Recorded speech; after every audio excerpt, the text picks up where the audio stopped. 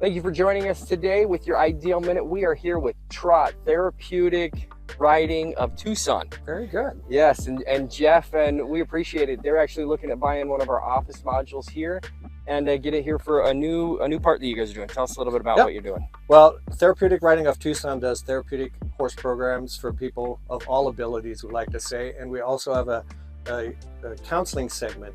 So think of traditional counseling, but instead of being in an office, you're outside on a horse or with a horse. True counseling. True counseling, and we do it for veterans, for first responders, for anybody that needs our kind of services.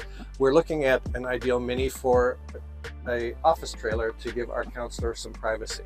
You know, it's not just a nice thing to do, but HIPAA requirements, she needs to have some privacy with her clients. So Ideal Mini is actually looking like the perfect thing for us. Or Ideal Tiny, I'm sorry. Ideal Tiny. We're actually modular, so we play on all the words. You the small house. Yes. We're looking at the small house. That's awesome. And it would just be great to have that here. Okay. And then you want to go from that corner. Well, you have infinite space that way. 30. So the main distribution power panel, that's the big one that I'm going to need to is right over there. Well, it's a complicated story because we have 5 meters on this property. Okay. Where do you want to go from? I just want to see what I got, which I've got another 30 feet. So we can fit it. It'll fit both ways. Oh, would it? Really? So Margot, yeah, so we're 21 feet by 9.5, so we can fit it just like that to kind of get a nice view for you. Yeah, we're thinking, you know, after Margot said maybe put it this way, because the way the sun goes, this way you don't have the sun shining into the broad side of the building all day long. So, I mean, but since it fits both ways, that gives us a little bit of flexibility, which, you know, will become an issue as far as. So now let's figure out where the electrical. Well, we can go this way. Just watch out for snakes and all that other good stuff. Lived here my whole life. Yeah, I'm always looking for it. You can tell somebody from Arizona is because they always look down when they're walking. That's right. That's right. I'm always looking for the good snakes so I can take them home. Yeah. So this is our 3-phase power that comes in from that pole right there, which handles the well pumps and the well motors. And then ideally that would be the best one to tap into. Well, and it'd be a much shorter run. Yes. Well, and I don't have to, you know, we don't have to cut in through all of this.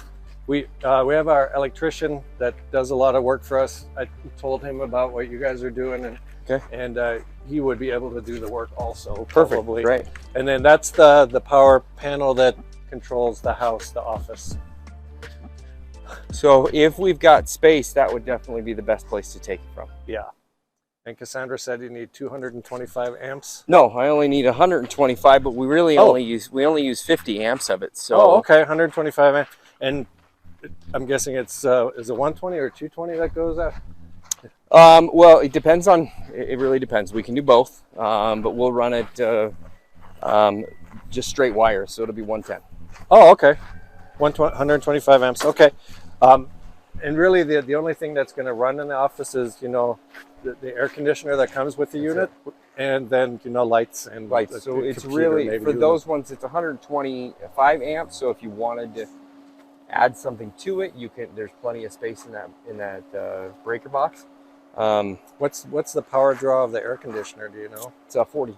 Oh, yeah. There's plenty of amperage left over there. That's pretty much it. Yeah. You mind if I peek in here? Yeah, that's the circuit panel. Yeah, and then this is just all the relays and stuff for the pumps. Okay, so you've got 180. I don't know if you'd be able to tie into that, or if they would have to run another line. Well, but if you can use 3-phase power. Yeah, I think we can. So what we'll do is we'll talk to. You got enough there. So I mean. And is there room? There is. Blank panels? Yeah, there's got 100 amps, but we really don't need all of it, so we can just make it work. Okay. Well, that would be ideal if you could literally just throw in another breaker and then do that would be a lot cheaper. We can. So could I borrow you for a second? Yeah. And we'll just measure this so I can kind of get an idea. From the panel? From the panels, so we can get a right price on that. Here, I'll do this even for you, so you get the run up too. Perfect.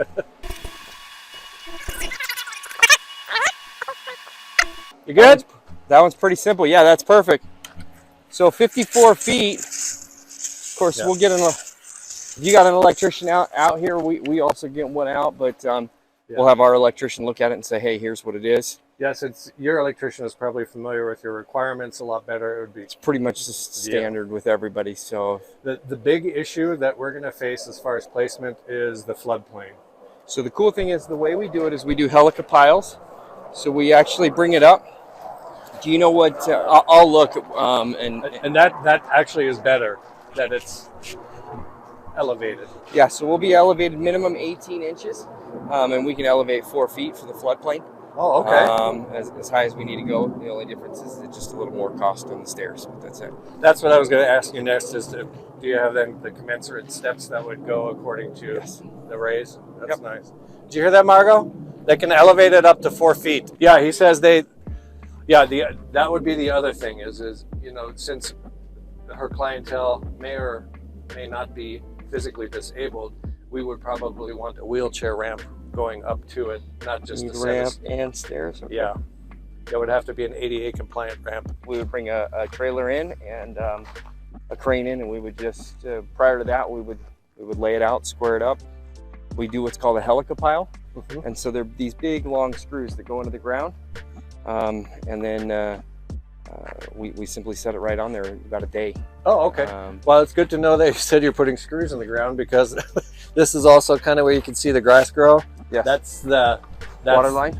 That's the water line, the pressurized water line that goes to the covered arena that you first came in. So could you do me a favor and just hold that into that real quick again, just to see what we've got? And to be honest with you, I don't know what's between this. I just know this one is here because I was here when they made it. There may be others, but so we'll need a private. We'll get a private utility locator out here. Yeah. To make sure. As far as the stairs covering and stuff, that's fine. But obviously, if you're going to drill big screws in the ground, that we don't want to hit a water line. Yeah. That's going to slow everything down. Yeah. Yes. So we've got plenty of room here. So also, if it's this way, then this could turn into client parking. Yeah. And we got a lot. If we're going to need a ramp, we're going to need enough space. That's true. Or run up there. Yeah. So it makes sense for us to run the ramp out that way. Yeah. So let's just for now plan on it being placed this way. We can do that. Well, this is fairly simple because we're only running electrical. Yeah, since we're not going to put a bathroom in, no sewer or septic or any of that stuff, and you have more than enough overhead room. You don't have to worry about today, that. I've spent the day looking at it, and there's always an electrical line ahead of us. I'm like, oh, this is gonna be so easy. Yep. So and plenty of room for the crane to come in. And you guys handle all the permitting, correct? Correct. And obviously installation. Correct. The one thing I never asked was the warranty. Building defects. It's a 1-year warranty on all materials. It's 5-year on the AC unit that's in there. Very nice. We will warranty our roof up to 5 years also. Okay. Perfect.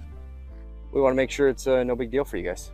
Great. Just simple. So what's next steps? So next step, I'll take this stuff and I'll get a price bid out for you. Okay. And then I'll get that over to you, and we'll make sure it fits within what's reasonable for you guys. And then once that happens, we already actually have these ones built. So once we have that, we submit to the state. The state is the one who is over top of this particular type of build. Then it hits the municipality.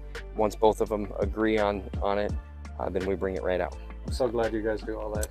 Okay, that's all I got for you today. Awesome. It'll give me about a week or two, and then I'll get you back the price quote on everything. And oh yeah, that's perfect. And go from there. And it's absolutely beautiful. And Edgar should have got some panoramic views of this, but absolutely gorgeous. This, just being out here, makes your brain a little bit better. So that's awesome. Well, we love what you're doing out here, and we'll get you everything that we can. Awesome. Thank you. Thank you.